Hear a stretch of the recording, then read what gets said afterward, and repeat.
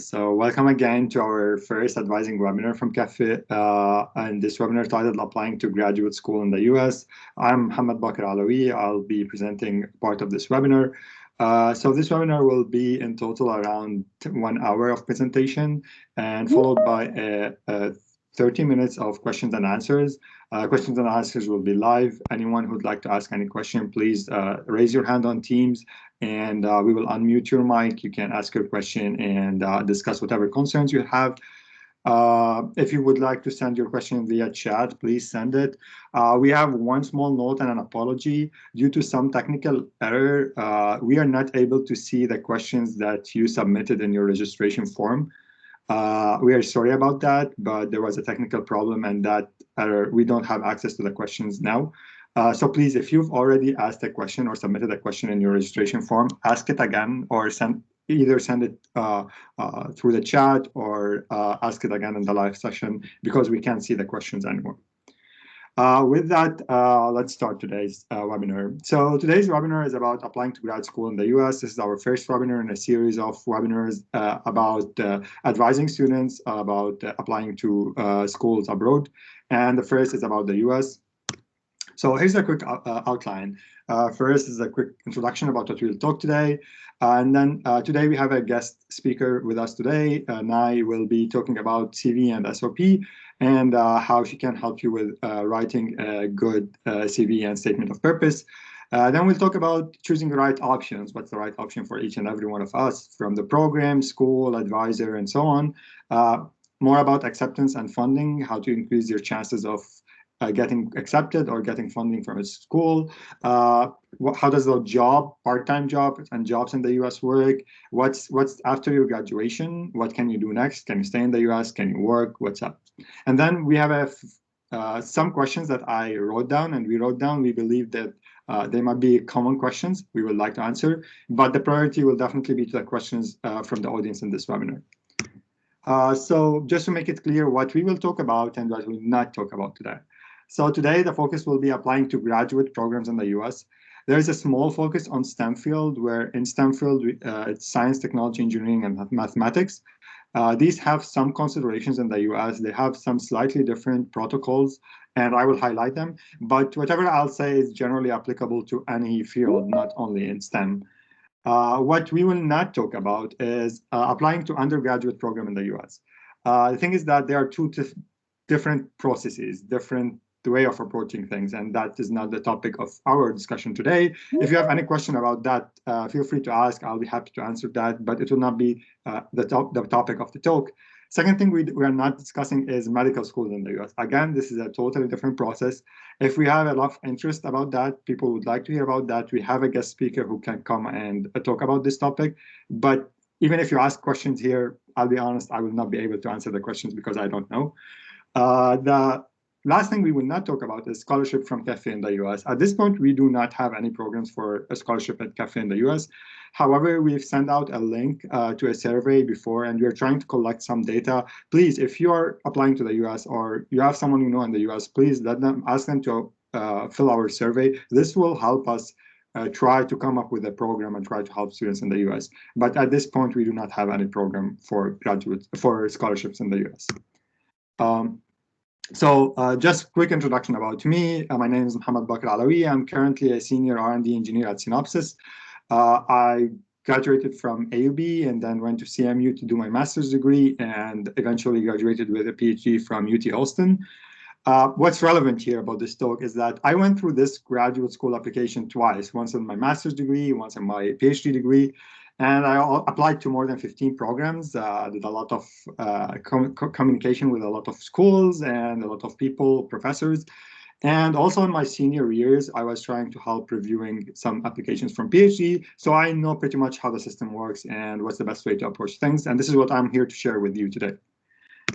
But before going into the US part, I'd like to introduce our guest speaker today, Nai. Nai is a researcher at ETH Zurich, and with over 10 years of experience in scientific writing, and she's been actually working on freelance editing.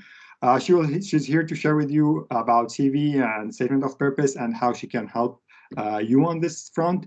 Nai, please take over. Hi everyone, thanks a lot, Mohamed, for the introduction. So the main purpose of my small intervention today is I would really like to help you by reviewing your CV and or statement of purpose for free. I will give you information to help you write a good CV and a statement of purpose. Now, what is curriculum vitae? CV for short. A CV is a personalized summary of your education and various experiences. The length is usually between 2 to 3 pages. In this, I would like to talk about general guidelines, some mandatory information that has to be included in the CV, and some optional content that you might want to put in the CV. Now, general guidelines. You should always put your education and working experience in reverse chronological order. And it really should have 0 spelling errors and 0 grammatical mistakes. I really can't stress that enough.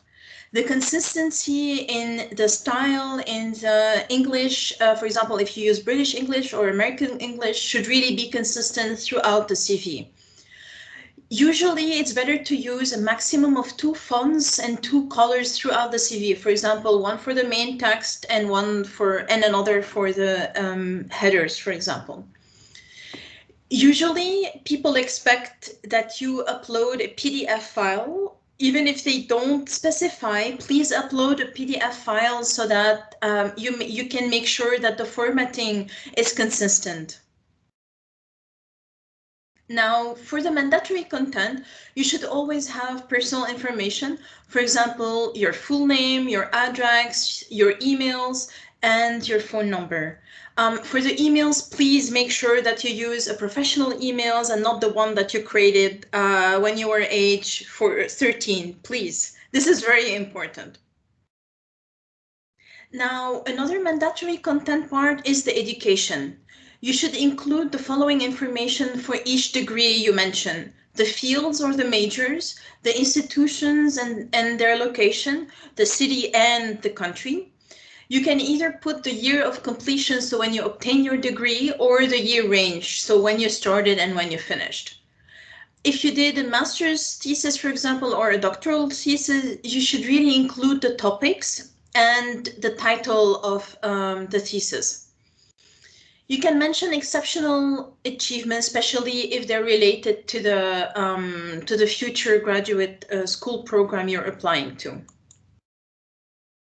For the work and research experience, it's important that you focus on what you did and what you achieved. For example, you conducted experiments, you wrote literature review, you tutored, for example, classes. You should really mention them in very clear terms. You can also go into greater details for the most relevant position, for example, for your master's or for your bachelor, depending on where you are at. Keep it to a maximum of 3 points for the minor positions, but for the major or most relevant position, you can go into a bit more detail and have, for example, 5 points or more.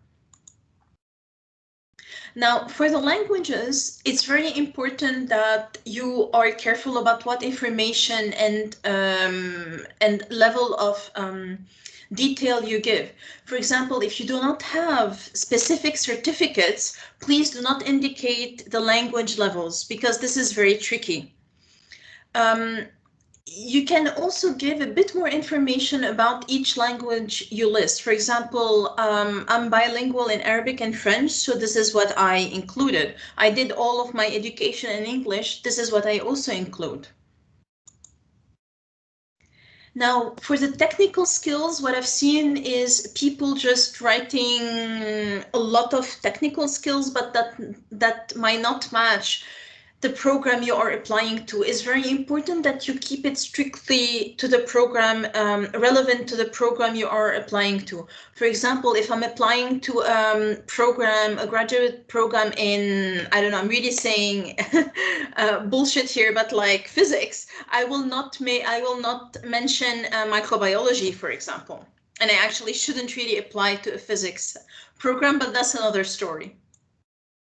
Now, for the references, you can either mention that you can provide references, or you can actually provide the names directly in your CV. But if you do that, please, please, please make sure that it's fine with the people concerned before you add their name and other information. You should really use the full title. Is it professor, professor, doctor, Mr., Mrs., or Mrs.? And of course, you have to provide their affiliation and contact information. Now, for optional content, you can, for example, add an About Me paragraph where you have the keywords of your expertise in bold. You can have relevant publications, volunteering, extracurricular activities, and sometimes people like to see hobbies. For the hobbies, I would like to mention you should not be too general. For example, don't say reading, but reading what? Fiction, history, etc. It will just give a bit more character to your CV. You can also include your LinkedIn profile, but please, if it's empty, do not include it. It's better to not have it than have it. So only include it if it's complete and if it's provide more information than what would be in the CV or in the statement of purpose. Now, talking about the statement of purpose, it usually answers the following questions. Who are you? What are your academic, research, professional interests? And what will you bring to the graduate school or the program? Usually the length is between 1 to 2 pages. And for this part, I will also talk about general guidelines and about the structure and the content of the SOP. Now, before you start writing an SOP, please get familiar with the graduate school and the program, and try to draft an SOP by answering the following question. Why do you want this degree? What are your expectations from this degree? And how will you add your personal and professional experience and touch and value to the program itself? It's very important that the styles of the SOP and the CV match. So, for example, you should use the same fonts, the same colors, etc., etc. It's also extremely important, just like the CV, that you craft the SOP to the specific program you are applying to. And this is extremely important. If someone will see the same, like if they will see a generic SOP, this is not good. It's really not a good look for you. And of course, the general guidelines of the CV also apply to the SOP. So 0 mistakes, etc., etc. Now the SOP has 3 main sections. You have the opening, the body, and the closing. Now for the body, basically it has 3 paragraphs. In paragraph 1, let's call it the introduction, you can talk about who are you, what are you interested in, and why are you interested in this specific graduate program exactly. In the main part of the body, you have to list the experience and skills, and for each one you have to give examples. If you do not give examples, then you really have to give examples so that they know, and don't be general, be as specific as you can. Here at the end, you can mention why you are a good match and a good fit, not how you fit, not only how you fit the program, but how the program, so what the program can bring you. In the conclusion, you reiterate how you're a good fit. You say, for example, hey, I look really forward to hear from you, for example, and yeah, that should be good for a conclusion. Now, for the opening, you should have your full name, your contact information, your date and place, and proper salutation. For the closing, it should have a proper greeting, for example, sincerely or yours sincerely, and your full name and a digital signature. And with that, I would like to highly encourage you that you get in touch with me. You can scan the QR code to go to my website, and we will distribute that information further on. And with that, I hand over back to Mohamed. Thanks, Nai, for the great talk. And yeah, everyone, please reach out to Nai. She will be really helpful for this. You can send her an email about with your CV and SOP or any uh, not only like CV and SOP. I don't know, like maybe cover letter, I would say. And you can, and she will definitely help you with that. So this is actually the first block that you want to build, which is your CV and your statement of purpose before you apply anywhere. So thanks again, Nai, and we'll continue our discussion now about the US in specific. So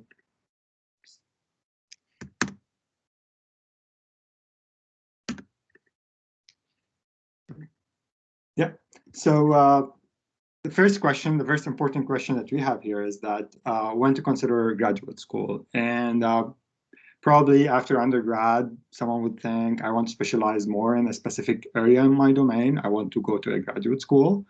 You would like to work in research, and that's why you want to go into a graduate school. Or maybe you want to be a university professor and you want to get a PhD and go to graduate school. And all these are actually things that you've thought about for a long time. But being realistic here as well, there's another option, which is you didn't actually consider it for a long time, but given the situation now in Lebanon, and you're trying to find a good stable position or a good stable program, you'd say, okay, I don't, my goal was to find a job and stay there, but now it's not possible. Let me look for a graduate program. I'm highlighting these two reasons for you to go graduate school because you will approach things differently depending on your initial motivation. And I'll be touching base on these two different things as we move forward. So before we go into too much details, the very important thing to note now is the timeline, because applying to graduate school in the US is really an early process compared to anywhere on earth, I would say. The deadline for application is December 15. So now we are on October 16. It's within 2 months. You should complete your application. So let's go about over the important dates we have here. Now, what you should be doing if you are applying for fall 2022, so we are applying for September 2022 or August 2022, you should now be working on your application. You should be working on your CV, statement of purpose, reference letter, the application form, sorting out which programs you have to apply. It's now. Like, I wouldn't say it's late now, but if you're not doing it now, you should start today to work on these things because you have only 2 months to finalize things. Between today and December 15, besides working on the application, you have another task to do, which is sit for a GRE on TOEFL. And here there are a lot of schools that are waiving this requirement because of COVID, but you have to double check. So if you are applying to school X, you go to the website or send them an email, make sure, do they still require TOEFL? Do they still require GRE? And if they do, you want to make sure to sit for the exam in within the time limit that you have.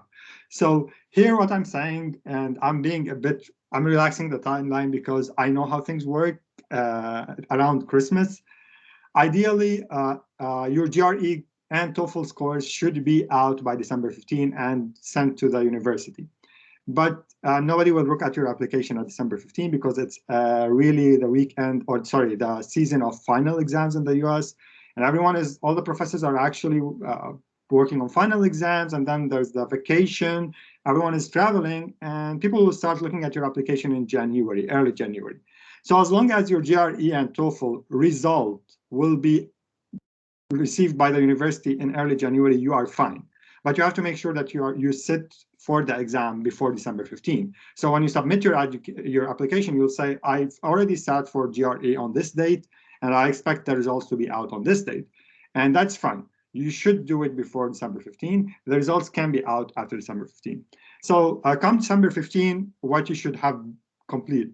You should have the application completed. You should have your all the forms or required documents completed. The only two things that you don't submit it yourself, the only two things that you don't submit them yourself are the reference letters and the scores for the exams. So as I mentioned, the scores of the exams can arrive a bit later, but you don't have control. So you just do the exam, and the exam organizers will send the results to the university. So you don't actually submit that. So it's fine for that to arrive after December 15. The second thing is reference letters, because you don't actually submit the reference letter. All what you do is put the name and email for the person who's giving you a reference letter. And they will receive an email, they'll fill a form and submit it. So it's not something you personally submit. For these two things, it's fine if they don't arrive by December 15, but not later than January 10. If they are not there by January 10, then your application will be affected. It might be dropped because people will start looking at the application and it's missing some stuff. The second important date is April 15. April 15 is the day where you know where you are going, because it's a kind of a nationwide consensus or a policy that all universities for graduate programs should reply to students between December 15 and April 15. So the deadline is December 15. They should reply no later than April 15. You should know by April 15 where did you get an acceptance, where did you get a rejection, and if a university did not reply by April 15, it's a rejection, but they don't send it. So April 15, that's a day you have to make a decision. If I have an acceptance from 2 schools, I can only choose one of them. On April 15, accept one offer and reject that. So by April 15, you'll know where you're going. And it's really early in the process compared to other places. So keep in mind, everything is earlier than what you would imagine. On April 15, you will know everything. One thing here I have is that what seems for everyone the real work or the real effort is this part where you're preparing your application and reference letters and so on. But the actual real work is here. After you submit your application, how do you push it? And this is actually the main topic that I will be talking about today. How do you make sure your application gets through in the right way and you get an acceptance or you get funding? So next on the agenda is choosing the right options. The first thing you have to choose is what program do you like to apply to? Is it a master's program? Is it a PhD program? Is it a combination? So I know that some of the information here is a common knowledge, but I'll just highlight the differences. So if you apply for a master's program in the US, it's typically 1.5 to 2 years. It's a choice between course only and research, and that's something that's maybe not commonly known. So you can do your entire master's in the US without doing any research, without writing a report, without submitting a thesis. It's a course only based master's. For example, you take 10 courses, you get your master's degree. You don't need an advisor, you don't need a thesis, you don't need a report. That's an option. The second option is to have a research based where you do coursework plus research, and you have to submit a thesis. It's for you to choose which program you want to apply to. The keep in mind for the masters, the first thing is that funding is harder to guarantee. And I'll explain more details about funding, but typically it's harder to get funding, it's harder to get tuition waiver and salary when you are a master's program than a PhD. And the second thing is, if you ultimately want to work in a research lab or a research position, then a PhD helps you more than a master's, because master's, again, can be a non-research degree. So unless you did really good research in your master's and published, then you will not be, it will not be easy for you to get a research position. On the other side, we have the PhD. The very best thing about the PhD is that the funding is almost secured. If you are admitted to the PhD program in the US, in the worst case scenario, that's a worst case scenario, you will have to pay some expenses in your first semester, and after that, it's fully funded. So funding is almost secured. If you want to continue to academia, if you want to do a university professor in the future, then you'll have to get a PhD. Not the topic here, but just a highlight, because people are planning now. Everyone here may be having plans. Just to let you know, if you are coming to the US and want to do a PhD because you want to be a university professor, keep in mind that if you are going to a top school and you want to go ahead to be a professor in a good school, PhD is not enough anymore. People are expecting you to do a postdoc for 1 or 2 years before you actually apply. So definitely masters wouldn't give you a PhD, a job in academia. PhD would give you a job in academia, but think that you might need an additional 1 or 2 years to do a postdoc before you apply to academia job. You can definitely get a research position, an R&D position, a research position in a lab in academia, or in a lab in the university. And remember one thing, you don't need a master's degree to apply for a PhD in the US. So you finish your undergrad, you apply for a PhD in the US, that's totally fine. A master's degree is not required. The keep in mind, it's a longer commitment, talking about 4 to 5 years at least. It's about research, and that's something I really would like to emphasize for undergrads at this point. Research and coursework are two different things. So I can be an A+ student in coursework and everything is fine, and I was like, okay, I'll definitely do good in a PhD, right? What's different? I'm doing good in courses. That's not the case. Coursework and research are two different things. And you might be really enjoying your courses, but you don't like the mentality of research, or you don't really fit in there. So make sure you try it in your undergrad. Make sure you get a sense of how do you do literature survey, how do you find a problem, how do you approach it, how do you do research. Even if you are not doing a great, like, I'm not saying you want to do a PhD level research in your undergrad, but just get a sense of these things. Go to an advisor at your university and ask them, can I do research with you? They would most likely say yes, and you will get that experience. If it turned out to be something you like, then yeah, great. If it turns out to be something that you don't like, you don't want to apply for a PhD. The last thing is that it's, as you would expect, it's more demanding than a master's degree. So you would have to put more effort, more hours per week, if you want to say, in a PhD program than in a master's program. There's the third option in the US, which is a master's plus a PhD program. This master's plus a PhD program is kind of between the two. It's a master's, you are admitted to a master's degree, but you are committed to a PhD. So when they admit you, you will make a commitment that, yeah, I'm now running for the master's and I'm going for the master's degree, but once I'm done, I'm committed to a PhD. This is also something you can join after undergrad. You will get the master's for free because very likely you will be getting funding. You have already committed to a PhD, you will get the funding. And it typically takes less time than doing a master's alone and a PhD alone. So for example, for me, when I did my master's at the school and then I moved to another school for a PhD, if I did the same program or a master's plus PhD program at the same university, I might have been able to finish in a shorter time. So if you do it in a single program, which is MS plus PhD, it's shorter time-wise. And there's one important thing, which is always get the master's degree. A lot of students would say, okay, I'm going for a PhD. Why should I get the master's degree? So you finish your course requirement and you can just fill a form and send it to your department. They will give you a master's degree. When should you ask for it and why should you ask for it? This is a very important problem. And this is what I'll call the master's exit plan. And I'll have a slide that will talk about that. But keep in mind, always get your master's degree. So you decide whether you want to go for master's or PhD, and then how do you choose your topic?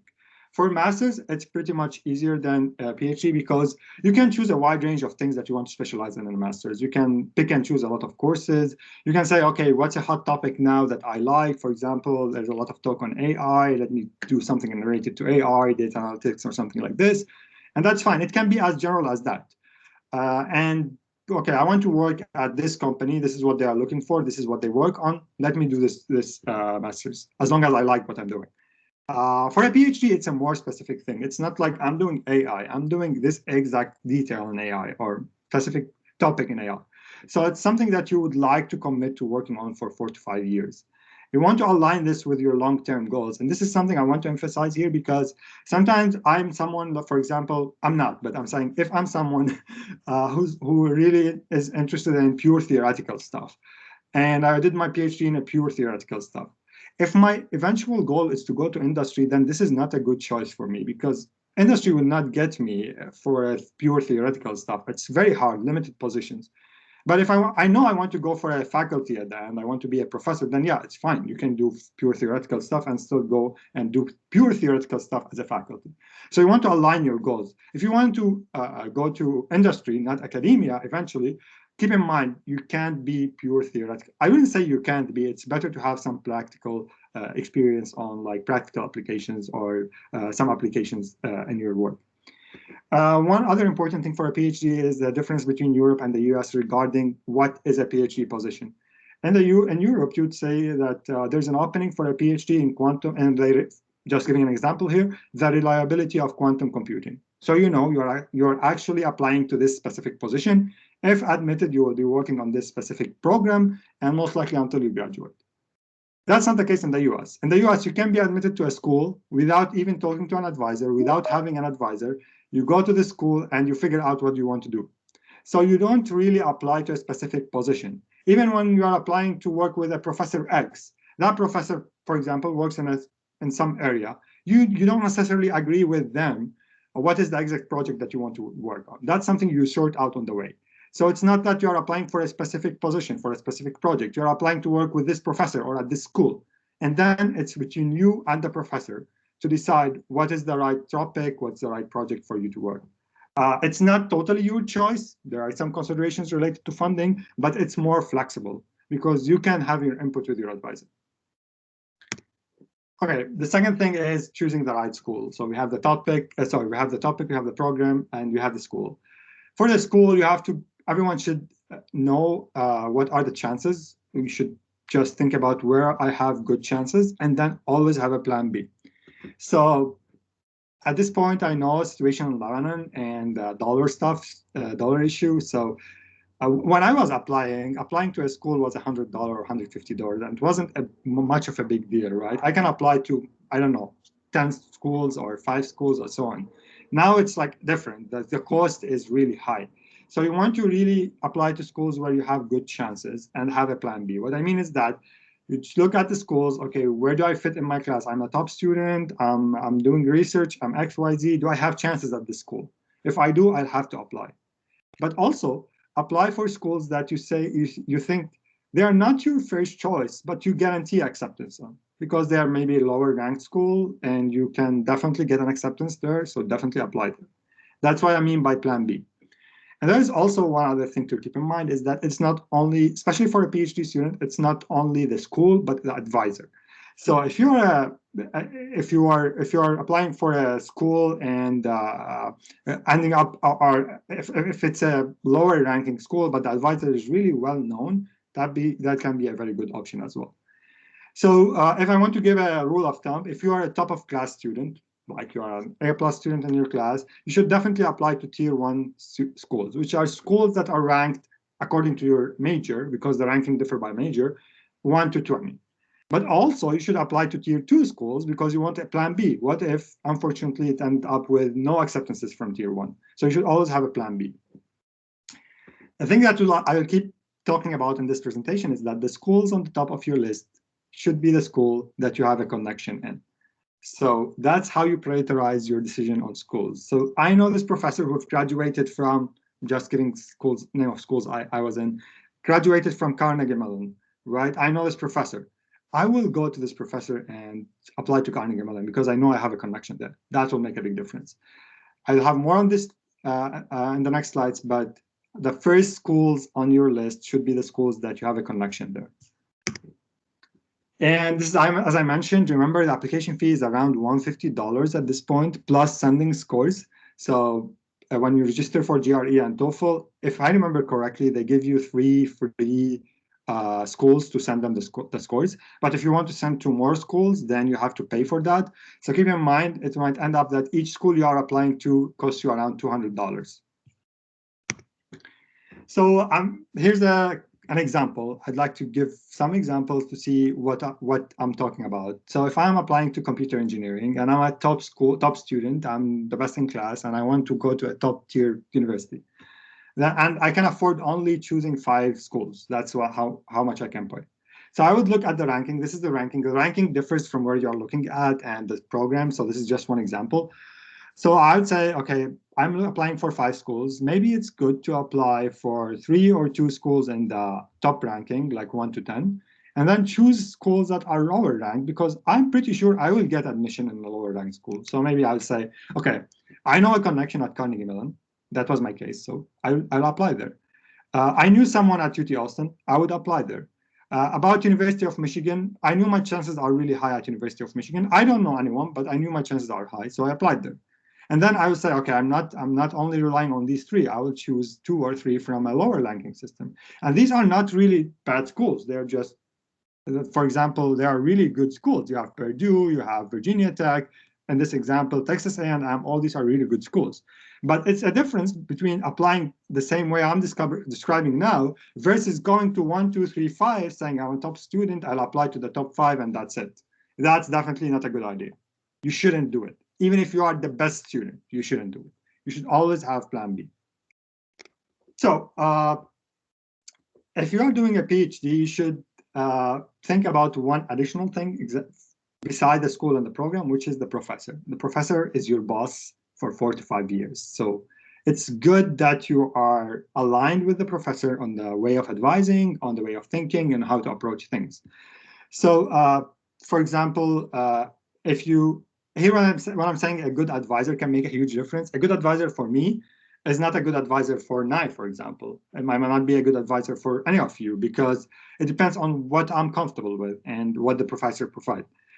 And at this point, as I mentioned, a professor with an established career, maybe in a tier 15 school, can be much better than a less known professor in tier 2 school, right? Because it's not only about the school. And it's definitely much better than a professor in a top school, in the first top school, who's not your type, because your PhD will be miserable.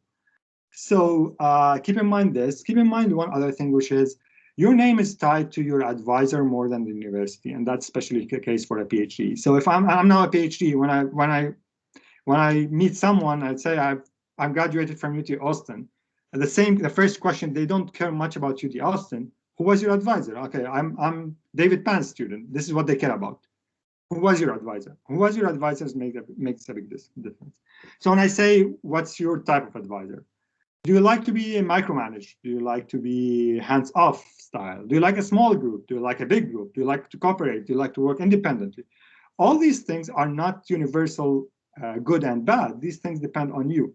And this will make a big difference. If I'm someone who really hates to be micromanaged, and the professor follows a style where they have a really micromanaging scheme and it really annoys you, then you don't want to be there. It's not that they are right, they are wrong and you are right, or they are right and you are wrong. You don't fit there.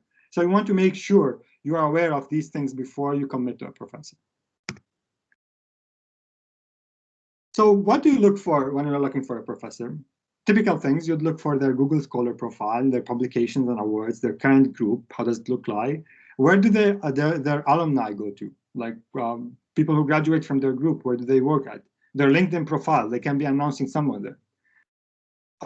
For this example, I will go through an example about my domain and my example, and I'll be using my group for a PhD, group I worked in, but just to show you how do I look at things. So if I want to apply for VLS ICAD, you don't need to worry about the terms here. At UT Austin, I'll go to UT Austin ECE and say, okay, I see the ranking. It's a pretty much good school. Graduate programs, and I'll say, these are the academic tracks. I want to be in integrated circuits and systems. And here's the important thing. You will get the names of all the professors who work in this track. And you would want to know which are the good professors to approach, or the professors that are, for you, reasonable professors to approach. I'll stop sharing for a second, and I'll move to professor of my PhD, the page or of my PhD advisor professor, and to check how do I look at things and what are things to examine when you are looking at any professor's webpage. Okay.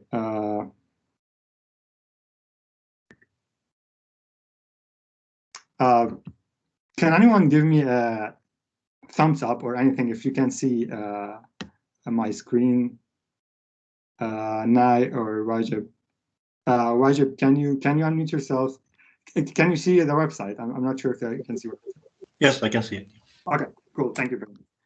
So this is a website from the group I graduated from. And if I'm looking at this website, I want to know what are things that I should worry about. So first thing to see in the website, is this professor advertising that they are looking for students? So if I look at the first announcement here, I'm looking for a postdoc or two working on XYZ. I'm also looking for highly motivated PhD students. Please check our recent publication talks and send your CV. As I mentioned before, he isn't saying I want a student to work on this specific project. He's just saying I'm open to students. If you are interested in my work, reach out to me. That's the way you see it in most of these cases. You'd see in the news, okay, is this a good group? Yeah, for example, you'll see at the awards, best paper awards, gold medal, getting funding, best paper awards, then it looks like they are doing really good work. The second thing you want to check is the research group itself, not only the professor. So if I look to the research group and I go to people, oops. So first thing you'll notice, this is a big group. And that's the first thing you have to know. This is something you'd like to work in or not. So this is a group that has at least 10 or 13 students and a postdoc. So it's a really pretty big school, a big group. That's one thing. Second thing is, where does the alumni go to? So I look at the alumni. So this is my name here, like what's my first job, other people, where like Facebook job, Synopsys job, where do they go after they graduate? So that's the second thing you want to know. Do they go to places you want to work in? Or, for example, all these people are going to an industry I don't want to work in, then that's not the right place for me. can also check the postdoc alumni. Like if someone says at postdoc at this professor, do they get a faculty position? You'll see, okay, there's Peking University, University of Nebraska, Georgia Institute of Technology, which is a top school. So this, it looks like you can, if you go to this group, you can either go to industry or to academia. Both paths are possible. Second thing you want to look at is publication. You definitely want to look at the content of the publication, what they are working on, like look at the papers and the topics and so on. But one other thing you have to look at is the style of publication. So if I look at this paper here, it has like 6 authors or something. And other papers, most of the papers have more than 2 authors. This means that most of the projects in this group are actually group projects. They are not a project that you and the advisor are working on. It's a collaboration with a lot of people. And that's something I might like, you might not. So you want to think about it. And that is to compare with, for example, this paper this is my paper. And if all the papers look like this, like a student and the professor, this means that you are on your own. You will work on your own. Nobody will be working with you and nobody will help you. In this group, this was an outlier. This is not the norm. All the papers are actually a group work. So that's also something you want to look at. So whenever you are looking at the professor's webpage, these are the things that you want to look at. You want to look at the people, how big is the group, the style of publications, where they are publishing, the awards. And the most important thing is that, is this professor actually advertising that they have an opening? If they are advertising that they have an opening, that you already passed half of the way because you know they are looking for someone. So let me go back to my presentation.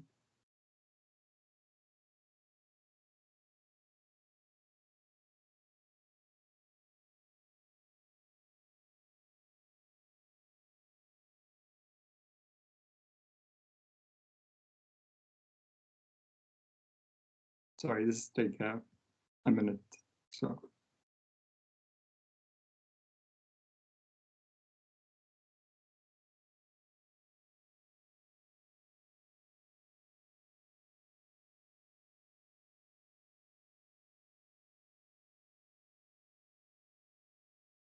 Okay. So this is about how to look at the professor's page. And again, when I mentioned check their LinkedIn, because for example, here is the my professor who has a post on LinkedIn saying, I'm looking for students. So you already know that. The second thing is acceptance and funding, how to increase your chances. So you chose where you are applying to and you applied, then what's the next step? If you want to think about it, what the committee looks at in your application, they look at your transcript. You should definitely have good scores. Good scores in your undergrad will help you boost your chances. CV and statement of purpose, Nai has talked and actually had a great talk on that, so I will not touch base on that. The second thing is about exam scores and letters of recommendations. For exam scores, there are GRE and TOEFL. Keep in mind, they are important, but they won't get you an acceptance. And this is something I didn't know and most people don't know. They're only filters. So if you do a GRE test and you rank good, I wouldn't say excellent or terribly bad, then that's it. That's all what the GRE is giving you. Nobody will look at your application and say, this is the highest GRE score, I'm taking this student. No, it's only a filter. So it's something that you want to get a good score in, but I don't recommend you repeat it 5 times to get the excellent score because you're just paying money for nothing, because this is not what they are looking for. The second exam is the TOEFL, and for the TOEFL, both of them have many waivers now because of the COVID and the pandemic. TOEFL have a special case for AUB and LAU students, because if you're an AUB or LAU student, then this requirement might be waived, and it depends on the school, so you better check with the school that you're applying to. As I mentioned, if you get a good score, don't pay to retry and get the excellent score, because this will not help you a lot. It's not about getting the top GRE score. The second thing is recommendation letter. Choosing the recommenders. Who do you ask for a recommendation letter? It's definitely someone who you know well. It's not like you've never taken a class with this professor and you knock on their door, can you give me a recommendation letter? Even if they accept, that recommendation letter will not be really important. Someone who you've worked with, preferably in research. They know you well, they've tested you. And these are the 2 things in bold. Someone who graduated from the same school you are trying to get into. So if there's a professor in your university, you're applying to UT Austin, there's a professor in university who has graduated from UT Austin like 20 years ago. That's still fine. If I haven't taken any class with them, I will go and take a class with them if I want to go to UT. If I haven't talked to them, I'll go and talk to them. If they do something research, I'll go and do research with them. Try to get in touch with them.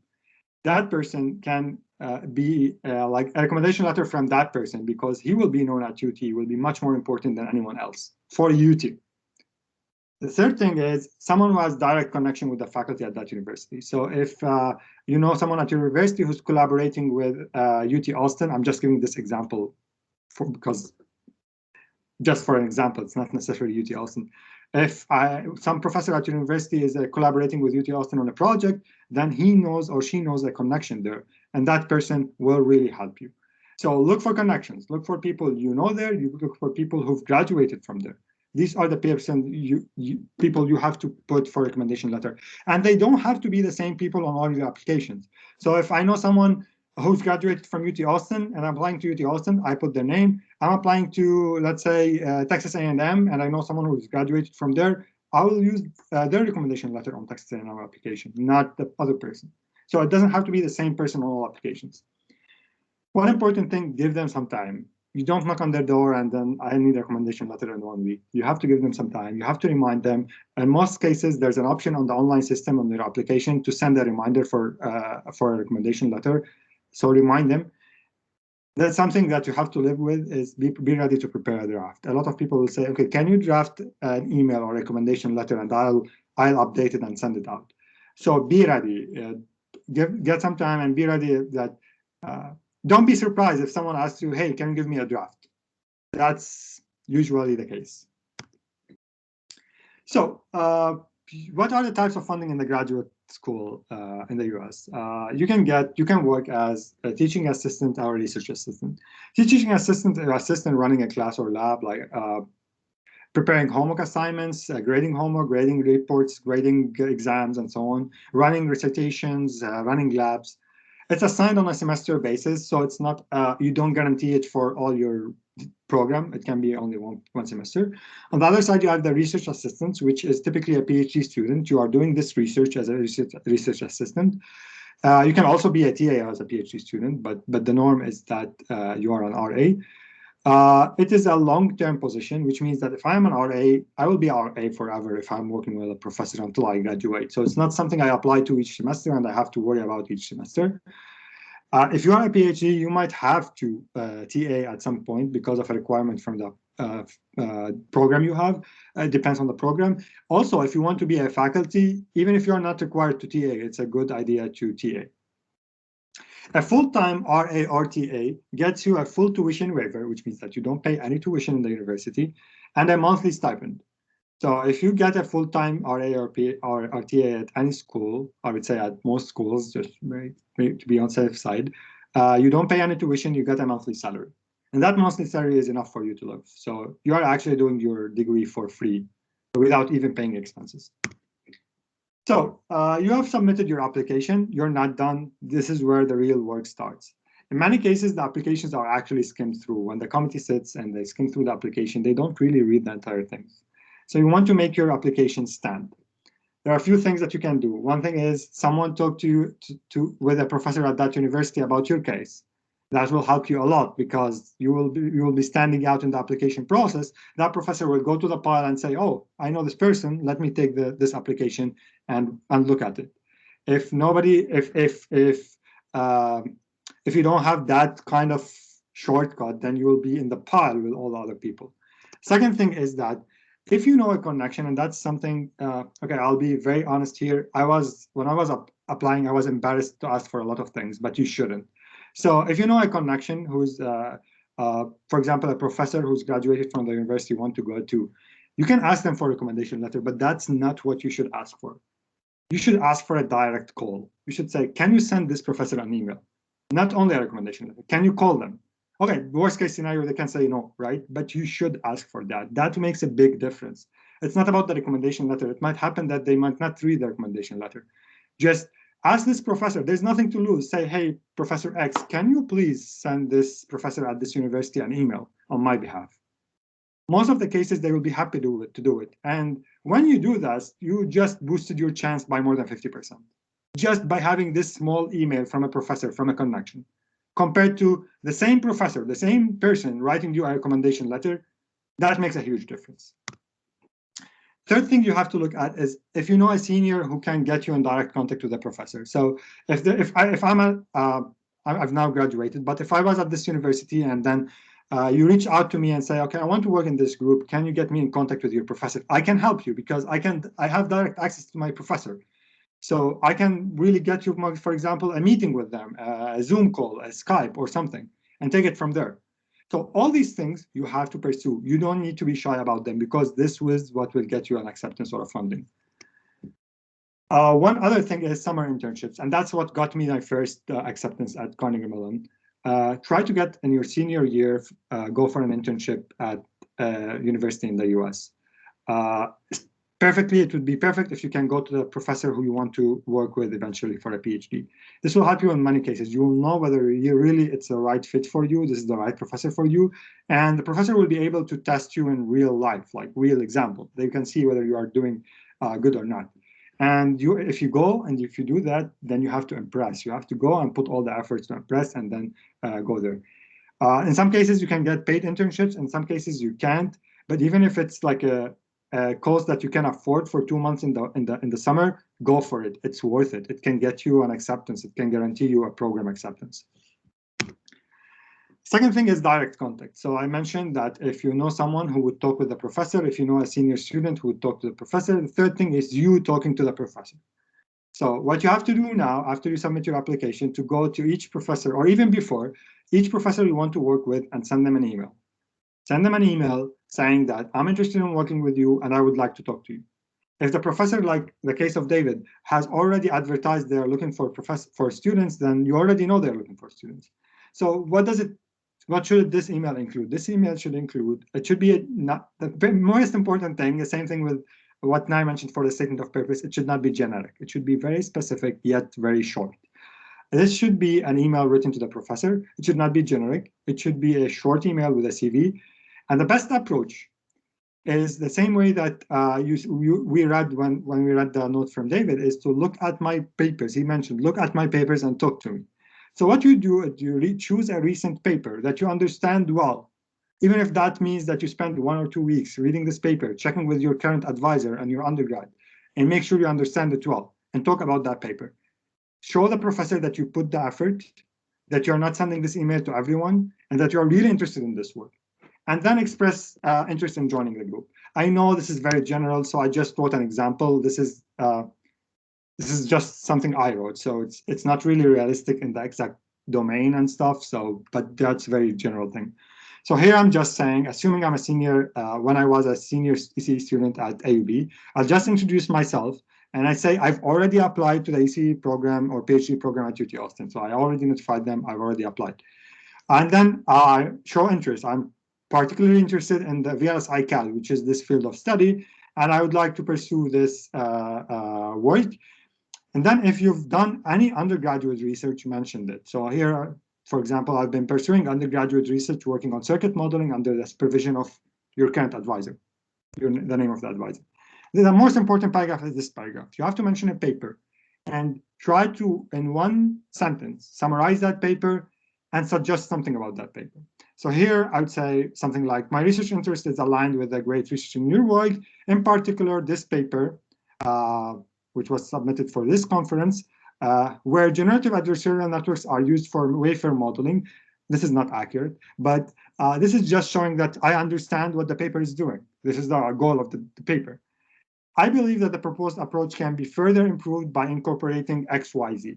So what I did here is that I showed that I understood the paper. I showed that I can add to that paper. I have an input. I can add to that paper. I can look at a problem and find a solution for that problem. And I say, okay, this can be improved by incorporating few-shot learning. And I have tested such approach on a sample data set and showed promising 2x improvement in runtime. So in only 3 sentences, I mentioned that I've read your paper, I'm really interested in it, I understood it, I can suggest something to improve it. I've already put the effort and tested them. If I'm a professor and I'm reading this, I would be interested in replying to your email. If I saw an email that said, hey, I'm interested in working with you and I have applied to UT Austin and I really like your group, I will never reply to that email. So this is the perfect way of approaching professors. You should send this email to all the professors, not the same email, like this kind of email to all professors you want to work with. And at the end, you just show interest, say, I'm really interested, can we meet? Can we schedule some time to meet? And definitely need to attach your CV. So what can happen? And that's something we all get worried about, like how this person I've never talked to, how can I send them an email? The first option that they don't reply, okay, that's fine, but they've now seen your name for at least one time. The second thing is that they reply mentioning they don't have an open position. That's also fine, but they've seen your name one other time. The great response is that, yeah, let's talk. And they will invite you to schedule something. I'm not saying this, and this is something that works. This is something that always works. And this is what gets, I know a lot of people that send this email and get the position just because of this email. So I mentioned that they've seen your name. Why does it matter? It matters because even if this professor is not really having any position now, and she or he is in a committee reviewing the applications, they already saw your name in an email, and then your email shows up again. So, and that's actually something that happened. I'm giving a real example here. So this professor doesn't have any open position, but they saw this profile and they say, that's a really good profile. And then when that name showed up, they recommended it to another professor. Hey, if you're looking for someone, this person reached out to me through email, and I think their profile is really good. Go ahead and talk to them. So that professor saw your name, they remembered your name, they can recommend it to someone else if they feel that you are the right person. So please send these emails. These emails are a must. You should reach out to these professors, all the professors. Second thing is that beside that, what helps you get to a PhD program is publishing. And I have it here twice because it's important. If you can publish something in your undergrad, that will help you a lot, because it shows that you can do research and you're capable of actually publishing that, taking an idea all the way to a paper or to a result that can be a novel result that can be published. Also, one thing is that you mentioned the names of the professor you are interested in working in the statement of purpose. Try to attend a conference. And that's something I know COVID and I know the situation in Lebanon is making it a bit hard, but now there are virtual conferences, which mean it's cheaper for you to attend the conference.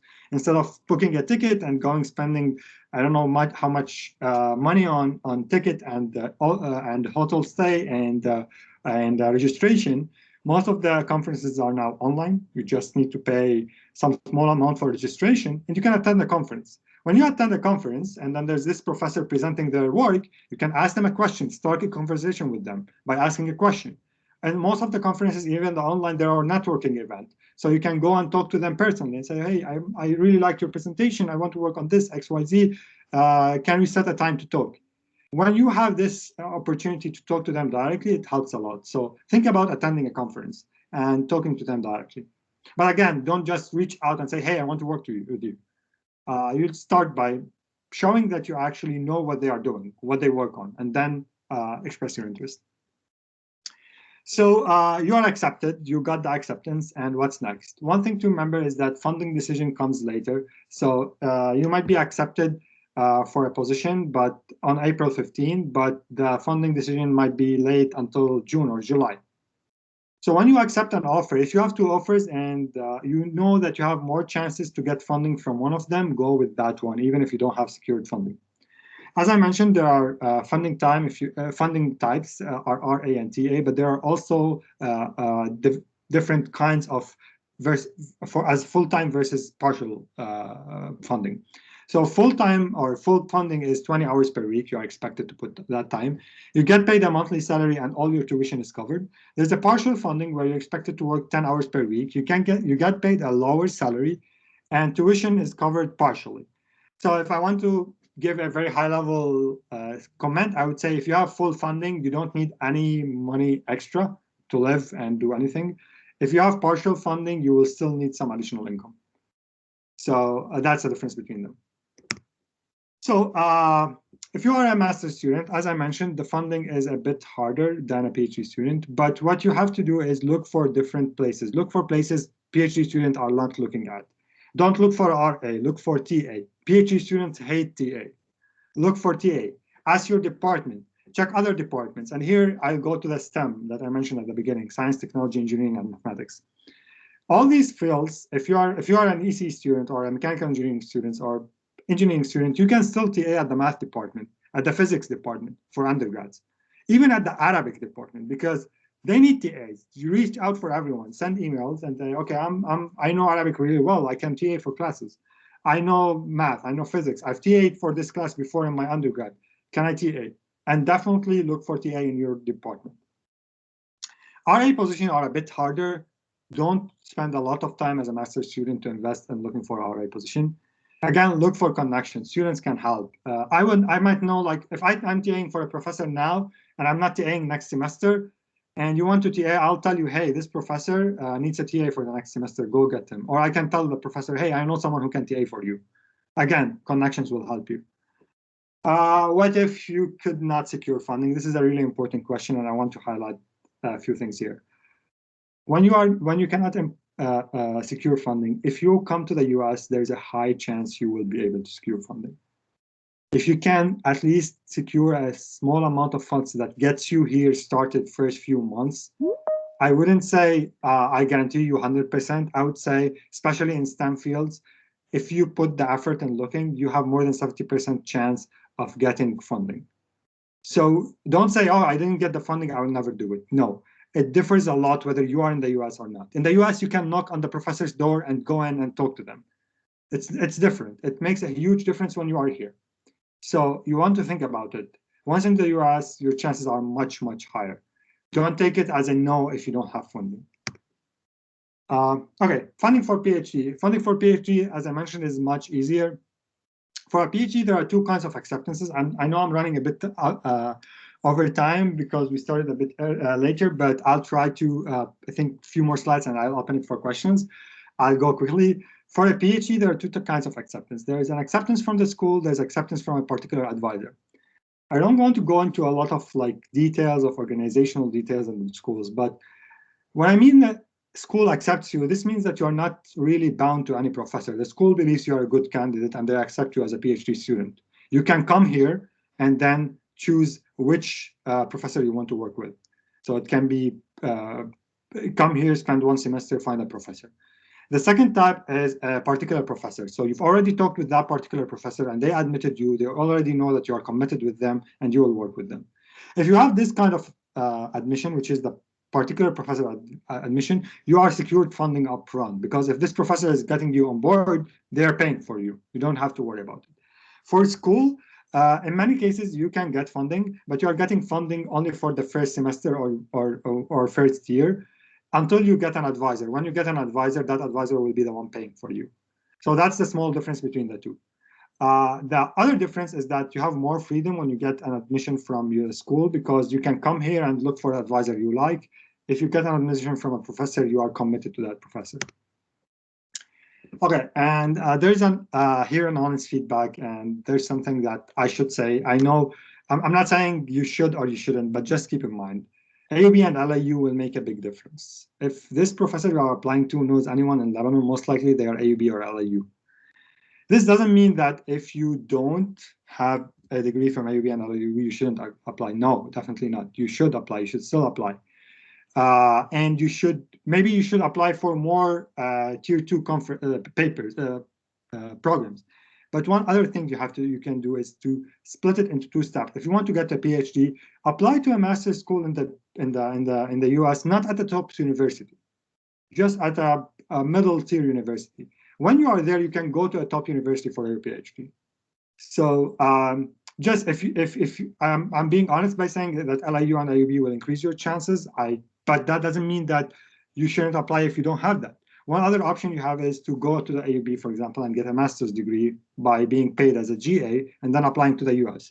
What if I'm in your place, I'm not a AUB or LIU graduate, I will still apply for a master's degree, for example, and then move to another school for a PhD.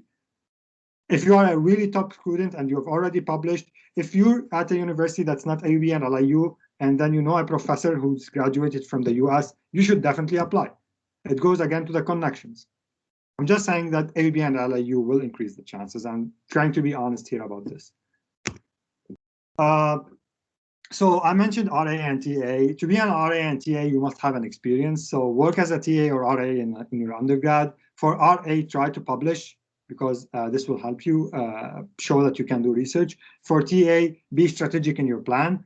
Don't ask like you are applying for a school and then you send them an email, I want to TA for a graduate course. No, they will not accept that. Apply for a course you've already TA'd for, or you really know you have very high score in your undergrad.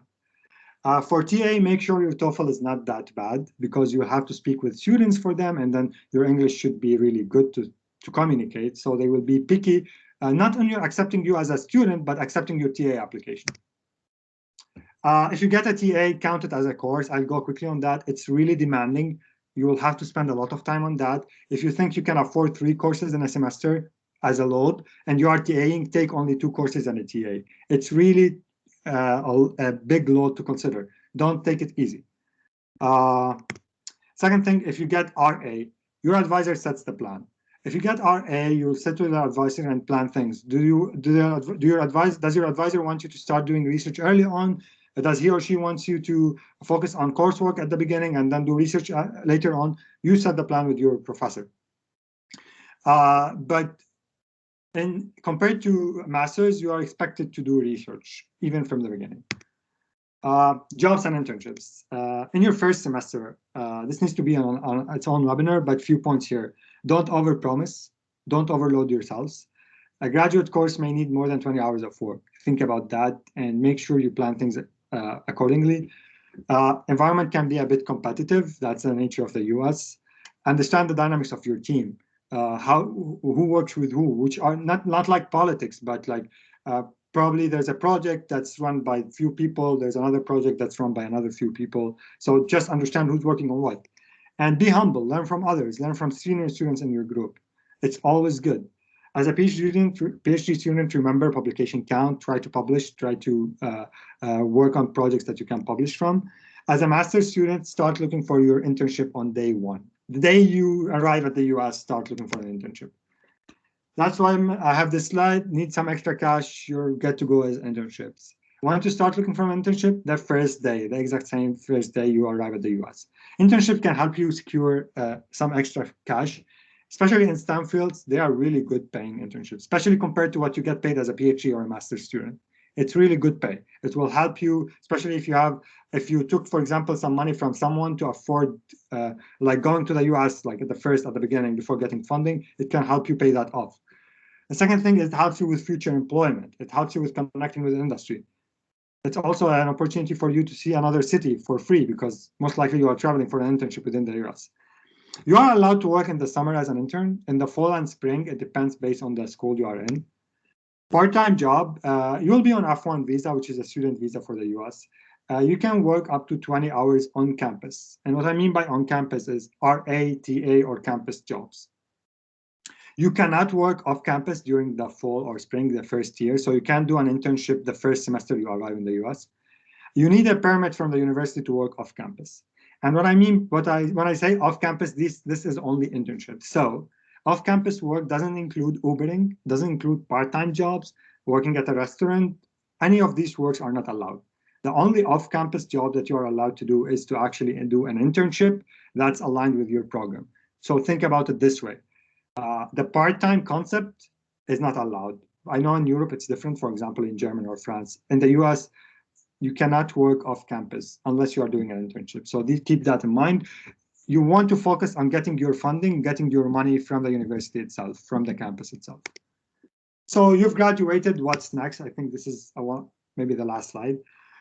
Can you work in the US after you graduate? Yes, but you have to think what is the consequence of this. So there are a lot of complications, I mean, there are a lot of details about the visa. We don't want to go into that.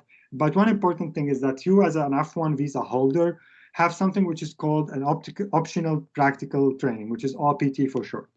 This OPT means that after you graduate, you can stay in the US and work for 1 full year without having to apply for a work visa. So I graduate, I apply for this OPT, it's a simple process. I can work for 1 year. If you are in STEM, science, technology, engineering, and mathematics, you can work for 3 years instead of 1 year on this kind of training. So you can work 1 or 3 years, it depends on your field, without the need to do any new visa. So what usually happens is that you graduate, you start working on OPT up to 3 years. By that time, the company you're working on or the organization you're working on will apply for an H1 visa, which is a work visa. And that gives you 5 years. And from then on, if you want to apply for a permanent resident, green card, or so on, you can do that. But the short answer is that you can stay in the US and work for at least 1 year. But if you can't find a job within 3 months, you should leave the country. So it's not an open 1 year. It's 1 year that's conditional on you finding a job. And then the master's exit plan. And that's something I would like everyone to know about because that will help you a lot. So let's say I'm a PhD. I was admitted to a master's plus PhD. I did all my master's requirement. I can call for the master's degree and take it. Should I take it now? No. The reason is that once you graduate, once you take your degree, you have only 2 months to apply for this OPT. So if I take my master's degree now and 2 months pass and I don't apply for my OPT, it's gone. Now, if I want to drop from my PhD for any reason, like I'm not in good terms with my advisor, I believe that PhD is not the good thing for me. If I do that, I'll have to go back to Lebanon. There's no option. I can't work because the period for your application to work is 2 months after your graduation. So if at some point I am, okay, I was on very good terms with my advisor, by the way. I'm just saying, if I wasn't in good terms with my advisor in the PhD and I wanted to leave, I would go request my master's, get my master's and apply for OPT and work. If I've done that 1 year earlier and I decide to leave my PhD now, it's hard to get a job because I don't have any permit. I have to leave the country within 2 months. So consider this master's as an exit plan for you. At any point, for any reason, you have to leave the PhD. I don't recommend that, but you have to leave the PhD. I don't recommend leaving the PhD. I mean, if you have to leave the PhD, ask for your master's degree, get your master's, and graduate and leave. So that was all my slides. I'm sorry I ran over time. I have some frequently asked questions and questions I think they are useful. But before going through these questions, I would like to take any questions from the audience. I will be unmuting whoever is raising their hands so that they can ask the question. Amjad, I have allowed your mic. You can unmute yourself. Thank you a lot. If anyone wants to ask before me regarding the presentation, please go ahead because I want to ask something different. So. Okay. What's your question about? It's about doing bachelor in US. Actually, it's not for me. It's for my sister. But that's why I was watching everything. So. Okay. Okay, I'll take that question and a while just to make sure if anyone has a question related directly to. Yeah, it would be better. Okay, cool. Let me see all the attendees. Anyone have a question? If you have a question, please raise your hand on. Okay, Diana, sorry, I will allow your mic. You can unmute yourself and ask a question. Hi, thank you for this presentation. It was very helpful.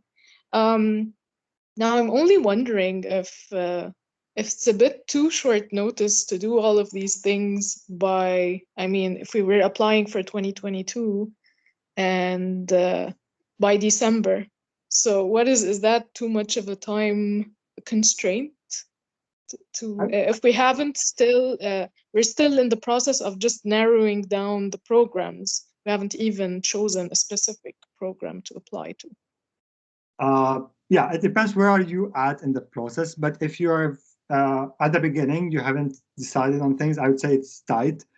You can always apply for the spring semester. But okay, can I ask you whether you're applying for master's and or PhD? If you would like to share that. PhD. Okay. PhD. I have a master's degree already. Okay. So I prefer PhD.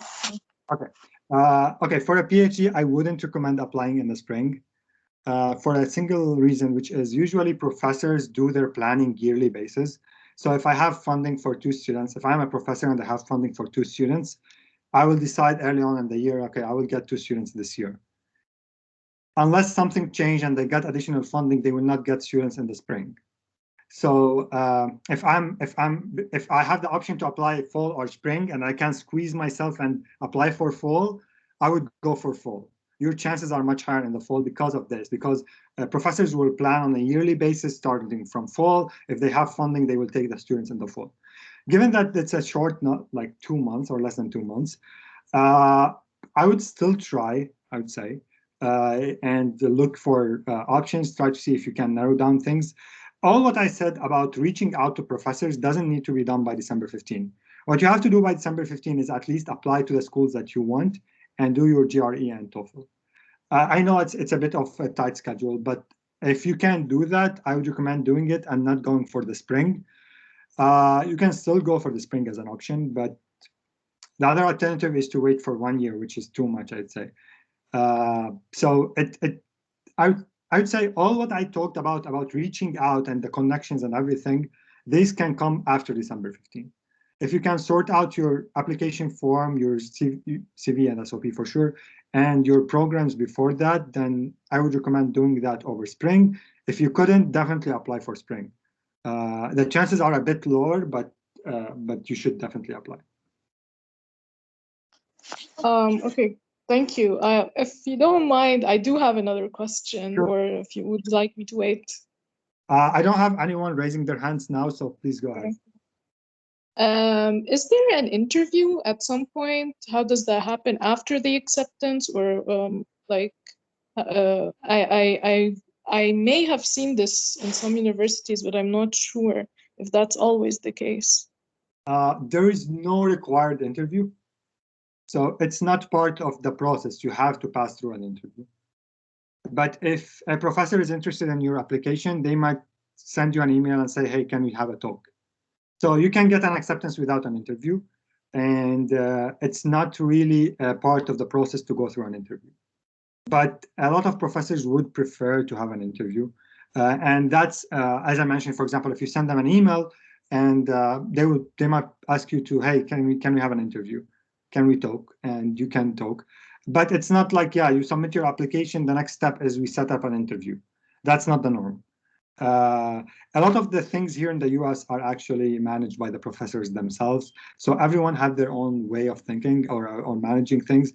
So there is a professor who, for example, if you send them an email and say, hey, I want to work with you, the first question they'll ask you, have you secured the acceptance? Talk to me after you get the acceptance. That's their style, and that's fine. Others will say, no, that's fine. Even if you don't have the acceptance, they will help you get the acceptance. So there's a lot of freedom for the professor to actually say things. If a professor wants to give you an acceptance, there's no committee there, honestly speaking. Nobody will affect his decision. If I'm a professor and I want to get you, I'm a professor at UT and I want to get you to UT, and that's it, I'm paying for you, nobody will object to that. So it's a lot of freedom in the hands of the professor. They can ask for an interview, but it's not required interview. Does that answer the question? Yes, actually. Thank you for that. Sure. Is there a way to know if the professors, I mean, you showed us an example about how to look for the profile of the advisor and stuff like that. What about feedback from previous students of what their experience was like, just to know what, I mean, on paper it can look good, but in reality the experience might be different. Yeah, that's actually, I think, one of the questions I have on one of these slides. So one thing I would recommend, and that's something a lot of students reach out to me, not Lebanese students, like from all over the world, when I was at my PhD group, like, how does your advisor work? Okay, we saw the profile is nice. Like, how do they work? Are you comfortable with the team? Is like, how does the team work? So it's definitely a good idea to reach out to the students of the professor and ask them. They can be current students, they can be previous students, even if they are not Lebanese, people will answer.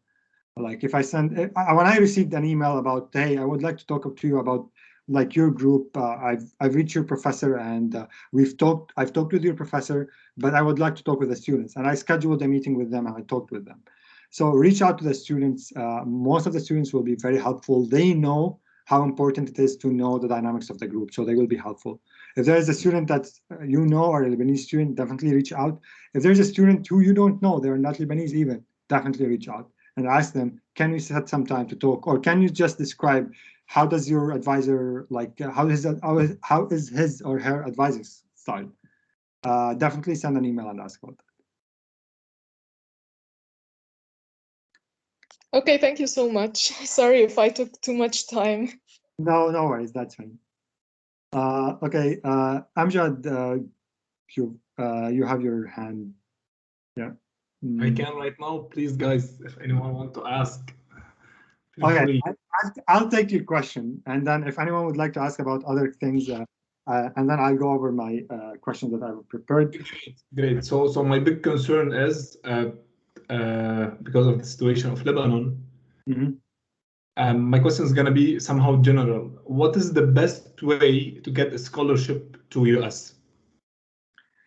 That's a question that's important but hard to answer for two reasons. One is that, honestly speaking, I didn't go through the process. So I wouldn't say based on experience X, Y, Z, but I can say what I know, which is what I've known from others. Getting an undergrad scholarship in the US is really challenging, especially for non-US students, except if okay, you mentioned your sister or brother, right? Yes. Everything is for my sister. So okay, I'll your sister. If it's your sister or your brother, your sister has much more chance of getting at this point a scholarship. So look for, especially if it's STEM. There are a lot for scholarships for women in STEM.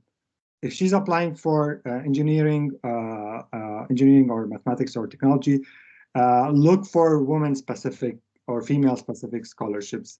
There are a lot of schools that have diversity programs now. They have a quota for scholarships for females, especially in STEM fields.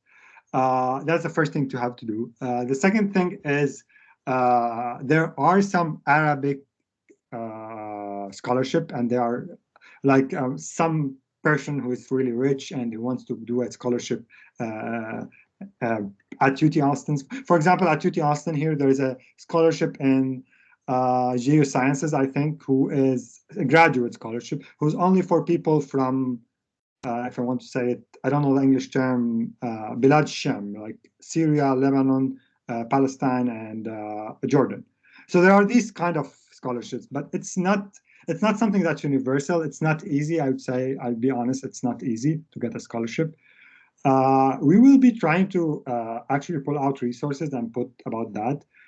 I can't answer a lot of details because I really don't know, but I would say it's not really that easy, honestly speaking, unless you can find female-specific scholarships to apply to, or like region-specific or nationality-specific programs to apply to.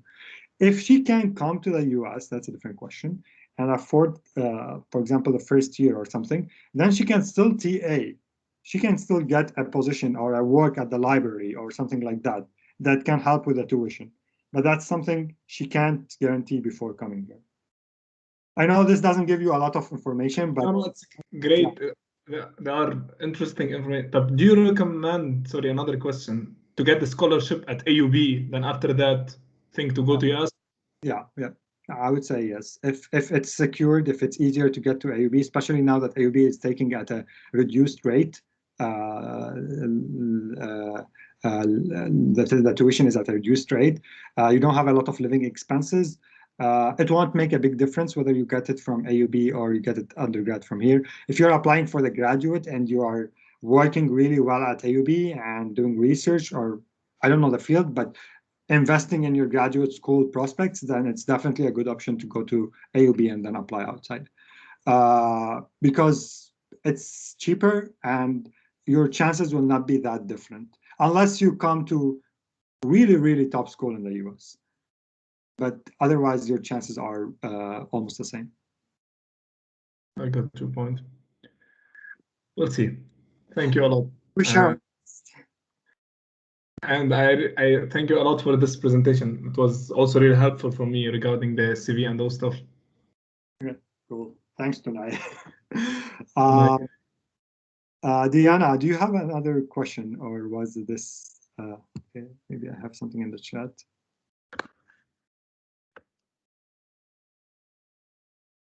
No. Yes, about the things being because of the situation in Lebanon, I really don't want her or anyone to complete his studies or her studies in Lebanon. Yeah, but I mean, just being realistic here, unless like she can afford paying for the US undergrad, then it's not very easy. Now you have some input to share. Yes. Sorry, I really have to like give my opinion on this. I really think it makes more sense to do the bachelor in Lebanon and then do master's/PhD, whatever, abroad. It's not only the money, it's also the like the environment. I think like at age 18, I don't know how old your sister is, but at age 18 is different, like to a totally different country, very far away, etc., etc. So I think this also can be taken or should be taken, in my opinion, into account when deciding.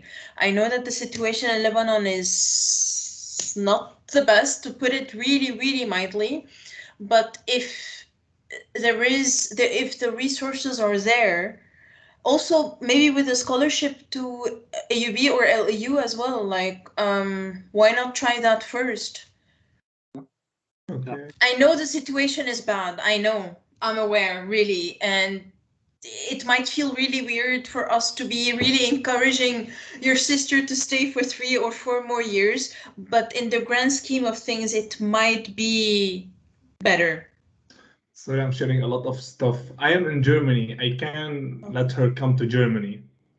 Then do that. Yeah, maybe in Germany it's easier, and I think tuition is cheaper. Yes. For sure. Yeah, the US is tuition fees. So even as a PhD student, your advisor is actually paying that tuition, that 40K or 20K. So it's still being paid. You are not paying it, but the tuition is still high. So yeah, you are not paying it, but it's there, and the tuition is really high. So at Carnegie Mellon, where I did my master's, it's a private school. It's 40K per year for a master's.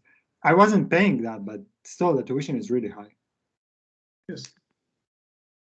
Okay. Any other questions? Thank you a lot. Sure. Any other questions from the audience? I can. Diana, go ahead. Am I pronouncing right? Is yes, it's good. Yeah. Actually, I just remembered. I wanted to ask, you showed us an example of the ratings when you were choosing, mentioning how to choose a program, like the first tier and the second tier, and then you had the acceptance rate. So is that usually available? Those statistics, they're available to us at all universities, or how do we retrieve them? Yeah, I just Googled computer science ranking top schools graduate program. That's how I get them. They might not be exact. If you, for example, you might open another website and you have a slightly different ranking, but you will not see number one being 20, but maybe the first two switching or something like that. It differs from a website to another, but they're publicly available. They're online. I wouldn't say you have to like give a lot of attention to this part of it, especially if you know someone at a professor. Like if you've already looked at research, you mentioned you already did your master's. So if you've already encountered a professor at a university that you'd like to work with them, then I would give that more important than actual ranking in that perspective. But if I don't know anyone and I want to look at the ranking, just to see what's a good school, what's a kind of okay school, what's a middle tier school, I would look at the ranking. I know because when I was applying the first year, I was like, okay, I'm a very good student. I will go to the ranking. I'll choose the top 5 and apply, and that's a mistake. And I know a lot of students think that way, but that's a mistake. You shouldn't do that. No one should do that. Okay. That's why and what if from this yeah. What if you're a bit changing your not the major but the focus, I mean the concentration between your master's and your PhD? It's not exactly the same. So like for example, in my case, I'm my master's is in environmental health, and I'm going for a PhD that's more public health than environmental. I mean, I've had some research experience, but it's not perfectly aligned, and there's a connection between them, but it's not the same. So is that bad? That's definitely not bad. As I mentioned, you can apply for a PhD in the US right after your undergrad. You don't have any specialty in your undergrad, right? Like when I graduated in my undergrad and I applied for this PhD program, I didn't have any specialty. I had like the broad picture there, right? You learn things on the way. If you have your master's and you've already shown that you did your research, even if it's not exactly in the field that you're applying to, that's a plus for you. You've given a master's, you're applying with a master's degree is definitely, I'd say, better than applying with an undergrad. And you've done research there. It doesn't have to be aligned 100%. You can change things. It's the skills that you have. It's the mentality, the research mentality that you have that people will look at, not necessarily the exact like term, like a field or specific field. I think Nai has some input here. Yes, I just want to add that I think it's really important that you highlight your transferable skills, because the skills that you learn during your master's will help you tremendously during your PhD. And the idea is that in the US, you will have some courses, so you can also get up to speed during the PhD for your like your new field, so to speak. So in the CV, when you have like the skills section, you can have more technical skills, but also transferable skills. And you can also talk about them in the SOP, like more details at how you learn stuff and how you are multidisciplinary, etc., etc. So I think the change from environmental health to public health is not a big one, like from physics to microbiology or something like this. So you're still within the domain. So I personally wouldn't worry too much about it. Exactly. Yeah. Thank you so much. Any other questions from the audience? Okay, I know we are running out of time. I have some frequently asked questions, and because I don't want to keep everyone late, if any of you folks who are attending and want me to answer any of these questions, please let me know. I think you can see the questions. I will choose selectively 2 questions because I wanted to make sure I answer them. One question is, how complicated is the visa process? It's really not that complicated. You don't need to worry about it at this point. It's simple, easy, and the university will do most of the work on your behalf. Is the funding enough for me to live? Yes, if you get full funding, for sure, you can live comfortably. Unless you are married with kids, then I would say it might be a bit challenging. What happens if I want to quit the PhD or master's? I've already talked about the master's exit plan. Keep that in mind. How demanding? That will depend on your advisor. Different advisors will have different expectations. So that's also something you want to reach out to the students and know. Can I get a job easily after I graduate? If you are in STEM field, because I know about that, I would say very easy in most cases. And if you are in different fields as well, but I know that at least at this point, jobs are really a lot of openings for that. Okay, there's one important thing, which is there's a Lebanese student in the group I want to work with. How should I approach them? If, for example, someone wants to work with David Pan, who's my professor, and approaches me, what's the expectation from me? And that's something is important. So I can tell the professor, hey, I know someone who wants to apply, but then the professor will ask me, what do you know about them? And that's important. If I don't know you, I can help you this much, but if I know you, I can help you a lot. I don't really need to know you personally. If, for example, you are working with a professor I know, and that professor can recommend you to me, and then I'll take that and I recommend you to my professor. Because if I don't know anything about you, what can I tell my professor about you? Like, why should they take you as a student? So yeah, it's good to reach out. At least if I can't help you with pushing for you, I will tell you a lot of information. But if I want to push for you, don't expect from any student, not only me, to be like fighting for your case if they don't know you and they can't get a proof that you are a good student. They have to get that proof. So try to see if they know a professor you know, and there can be a connection between the two of you. I got a PhD admission with no funding. What should I do? Go for it. You will definitely get the funding the first semester, or worst case, the second semester. Funding for a PhD is not a concern. Even if it's not guaranteed, go for it. It will be there at least in the second semester. What if I'm applying to a program not in STEM? Everything almost applies exactly the same. The only difference I mentioned is that there are more chances for TA and RA in STEM because usually they are bigger departments. The second thing is that you can work 3 years instead of 1 year after graduation. So these are the two major differences. These are quickly the questions that I had prepared. I know we are already 10 minutes over time. I will be staying here to answer any questions anyone would like to. I don't have anything to add at this point. Thank you all for attending. Thanks, Nai, for your valuable input, and thanks for everyone who attended today. If you have any question, I will be staying to answer that question. And wish you all the best. There will be a recording of this presentation that will be shared. It will not include questions and answers. It will only include the main part of the presentation. We will also share a nice contact information again on our social media so that you can reach out to her and ask or get her help from her. Please don't hesitate. Duja, give me a second. You can unmute yourself. Thank you so much, guys, for the webinar. I just want to say something. Although I'm not actually primarily considering the US for my graduate studies because of the ridiculous amounts tuition fees, I'm considering Europe. I definitely benefited a lot from the webinar, but will you guys be preparing some webinars regarding Europe anytime soon?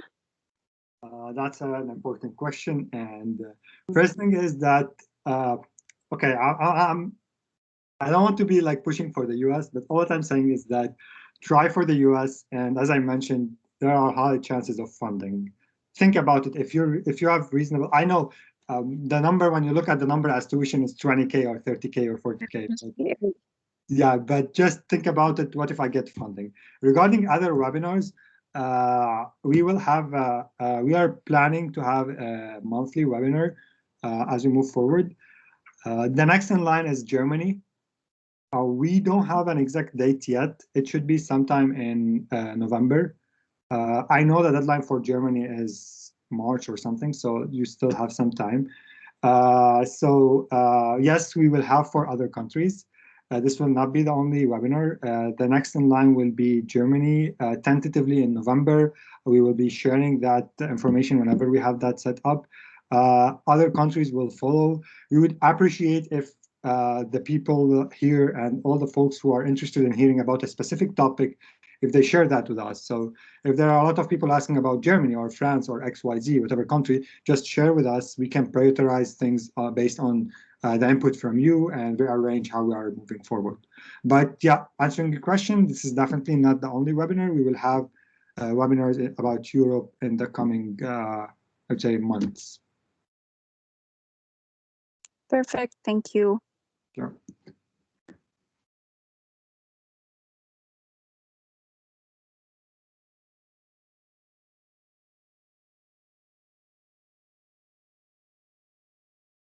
Any other questions?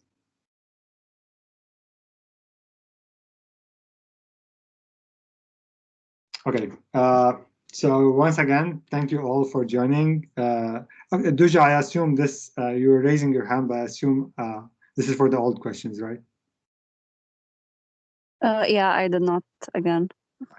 Just making sure I'm not missing any question. Once again, thank you all for joining. I wish you all the best. Keep posted, keep checking our website for our new programs, our new webinars in the coming weeks and months. And thanks again for joining. Wish you all the best, and reach out to us with any questions you have. Thank you very much.